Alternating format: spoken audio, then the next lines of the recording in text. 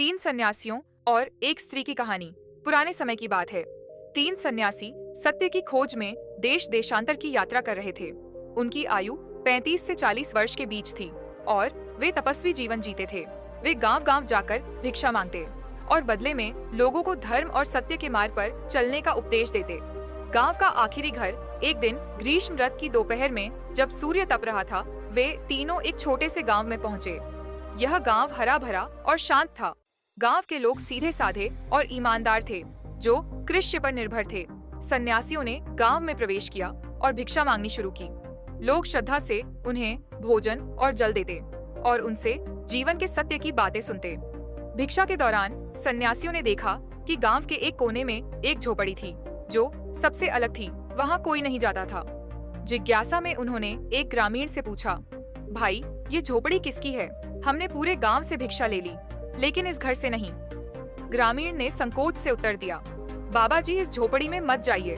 वहाँ एक विधवा स्त्री रहती है, जो अब वेश्या बन चुकी है। गांव के पुरुष रात में उसके पास जाते हैं। वह अत्यंत सुंदर है और जिसने भी उसे देखा, वह खुद को रोक नहीं सका।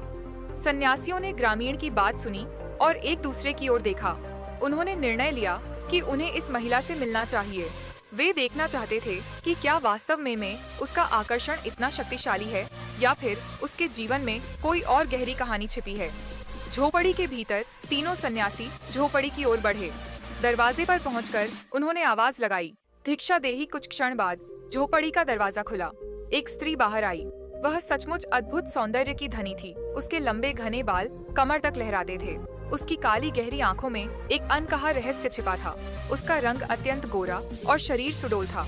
महिला ने मोहक मुस्कान के साथ कहा, यह मेरे लिए सौभाग्य की बात है कि आज मेरे द्वार पर सन्यासी आए हैं। आमतौर पर यहाँ पुरुष किसी और उद्देश्य से आते हैं, लेकिन आज पहली बार कोई भिक्षा मांगने आया है।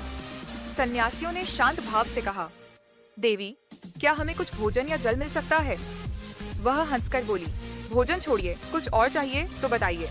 सन्यासियों ने मुस्कुराकर उत्तर दिया, हमें केवल जल चाहिए।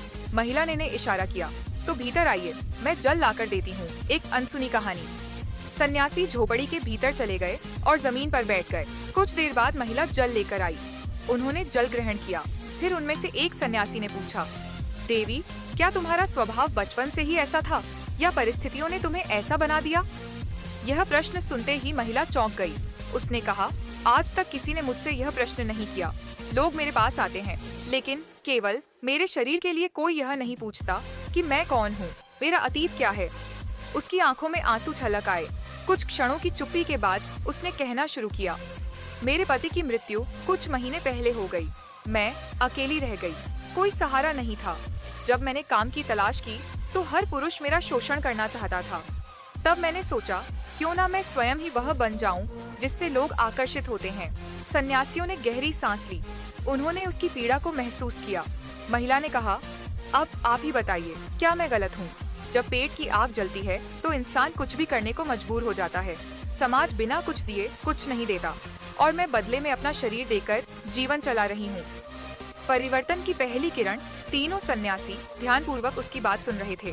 सबसे वरिष्ठ सन्यासी देवर्षि ने कहा, देवी, संसार का नियम विचित्र है।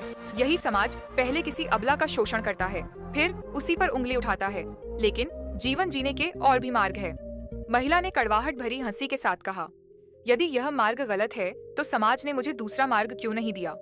महायोगी बोले, सत्य की खोज में हमने अनेक राजा, भिखारी, धनवान और निर्धन देखे हैं, परंतु सबसे दुखी वही होता है जो अपने ही जीवन को समझ नहीं पाता। प्रश्न यह नहीं कि समाज तुम्हें अपनाए या नहीं, बल्कि यह है कि तुम स्वयं क्या चाहती हो। गांव का भय और जागरूकता। तभी झोपड़ी के बाहर हलचल हुई। एक ग्रामीण बाहर खड़ा था। उसने डरते हुए कहा, बाबा, मैं देखने आया था कि आप यहाँ क्यों आए हैं। महिला ने उसकी ओर देखा और कहा, जब मैंने पहली बार यह राह चुनी थी, तब तुम सभी ने मुझसे मुंह मोड़ लिया था। अब अचानक मेरी चिंता क्यों होने लगी? ग्रामीण ने सिर झुका लिया। हम डर गए थे, शायद स्वार्थी भी थे। यह संवाद सुनकर गांव के अन्य लोग भी वहां आ गए। वे विरोध और संदेह से भरे हुए थे। देवर्ष बोले, भाइयों, हम केवल इस स्त्री के लिए नहीं आए हैं, बल्कि पूरे समाज की भलाई के लिए यहाँ हैं। एक वृद्ध बोला, बाबा, इसकी नियति यही थी, यह जन्म से ही ऐसी थी। महायोगी बोले, किसी की नियति जन्म से तय नहीं होती। यदि ऐसा होता तो मिट्टी कुम्हार के हाथों में आकार नहीं ले सकती थी। गांव में मौन छा गया। लोगों ने पहली बार इस दृष्टिकोण से सोचना शुरू किया। एक नई शुरुआत। महिला की आंखों में आंसू थे। उसने कहा, आज पहली बार किसी ने मुझे इंसान की तरह समझा है। मैं अपने अतीत से मुक्त होना चाहती हूँ। कृपया बताइए, मुझे क्या करना चाहिए? महायोगी बोले, सबसे पहले तुम्हें स्वयं पर विश्वास करना होगा। समाज का भय छोड़ो और एक नई राह चुनो। महिला ने सिर झुका लिया। उसने अपने गहने उतारकर सन्यासियों के चरणों में रख दिए और बोली, आज से मैं अपनी पुरानी पहचान छोड़ रही हूँ। अब मैं एक नया जीवन शुरू करूंगी। गांव वाले यह देखकर आश्चर्यचकित रह गए। धीरे धीरे वे भी उसे स्वीकार करने लगे। कुछ लोगों ने कहा, यदि यह महिला मंदिर में पूजा पाठ करना चाहती है तो हम इसे रोकेंगे नहीं। सन्यासियों ने संतोष की मुस्कान के साथ महिला को आशीर्वाद दिया और अपने मार्ग पर आगे बढ़ गए।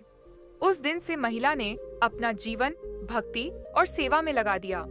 जो लोग कभी उसे गलत नजरों से देखते थे, बल्कि